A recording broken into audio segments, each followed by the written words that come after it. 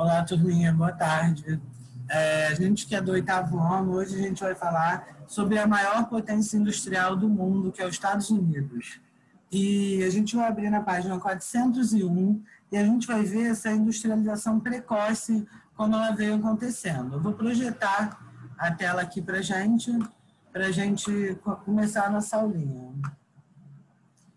Bom, a gente vê, né, que os Estados Unidos foi a maior potência do século XX. Na página 400, vou pedir para a gente abrir aí na 400 e acompanhar pelo livro e pela aulinha aqui. Atualmente, os Estados Unidos são considerados a principal potência do mundo. Essa condição alcançada não ocorreu repentinamente. Foram necessários vários fatores para que este se consolidasse como uma das nações mais importantes do planeta.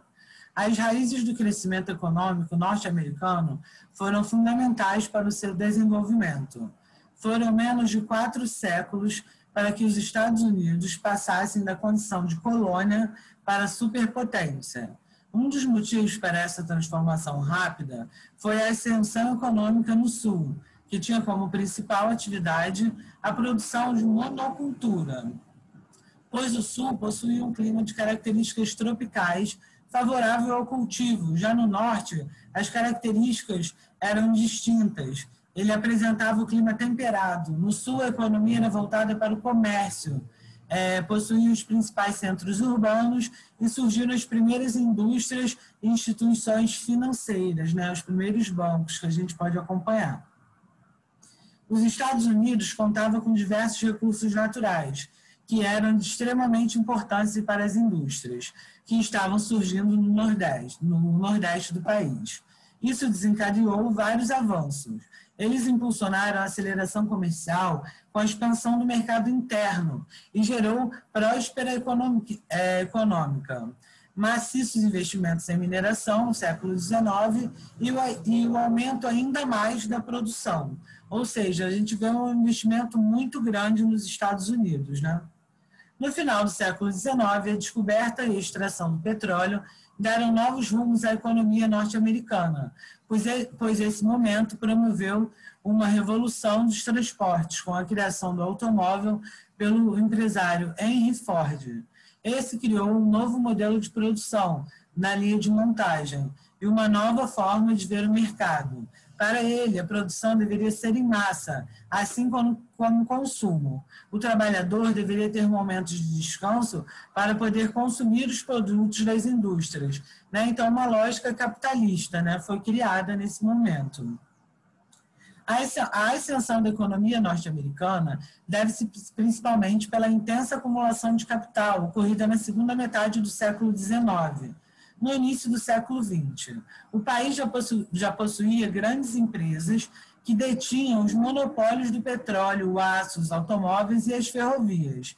O crescimento da economia norte-americana também foi propiciado por acontecimentos históricos, como a Primeira Guerra Mundial, de 1914 a 1918, a Segunda Guerra Mundial, de 1939 a 1945, momento em que a Europa se encontrava em reconstrução. Então, os Estados Unidos forneceram empréstimos e mercadorias, resultando no gigantesco crescimento do PIB e se considerando definitivamente como a maior potência mundial. Então, a gente pode ver essa expansão das multinacionais, né, que aconteceram nos Estados Unidos, como ele consolidou essa economia, como ele se transformou, né, a parceria, como ele atingiu vários países também, né. A expansão das multinacionais e do comércio ocorreu a partir da segunda metade do século XX. As multinacionais norte-americanas dominaram ainda mais o processo de acumulação de capitais. Os investimentos nas multinacionais ocorreram primeiramente em países europeus, depois em mercados em expansão, como os países subdesenvolvidos. As primeiras multinacionais norte-americanas foram General Motors e Ford, Texaco, Esso, Coca-Cola, Nabisco, Johnson & Johnson e a Gillette. A expansão das multinacionais norte-americanas no mercado internacional intensificou o ritmo e o crescimento econômico. Foi grande gerador de lucros e de mercadorias. mas hoje o comércio externo americano corresponde a 16% do total mundial. O país mantém relações comerciais com grande parte das nações. Então, a gente vê os comércios e os acordos que os Estados Unidos buscam manter essas nações para poder se manter também como grande potência, né? Então, na página 401, a gente pode acompanhar as grandes nações da Europa Ocidental encontravam-se enfraquecidas economicamente, industrialmente e politicamente após a Segunda Guerra Mundial, pois o conflito devastou diversos países. Nesse contexto, se desapontaram suas potências mundiais com divergentes, Estados Unidos e União Soviética. Ambas queriam expandir as influências de seus sistemas políticos e econômicos, capitalismos e socialismos pelo mundo. Essa rivalidade, conhecida como Guerra Fria, perdurou até a queda do socialismo em 1991. Então, um dos principais motivos que conduziram os Estados Unidos a se desapontarem como potência mundial foi o financiamento ou o empréstimo que a nação forneceu aos países europeus para a reconstrução das nações destruídas pela guerra. Esse processo foi denominado de Plano Marshall. Além da ajuda financeira, os Estados Unidos estabeleceram de produtos industrializados à Europa, né? Então, os Estados Unidos abasteciam a Europa com esses produtos industrializados. E outros países que anteriormente mantinham relações comerciais com as potências europeias. Então, os Estados Unidos ele acaba pegando esse mercado todo comercial.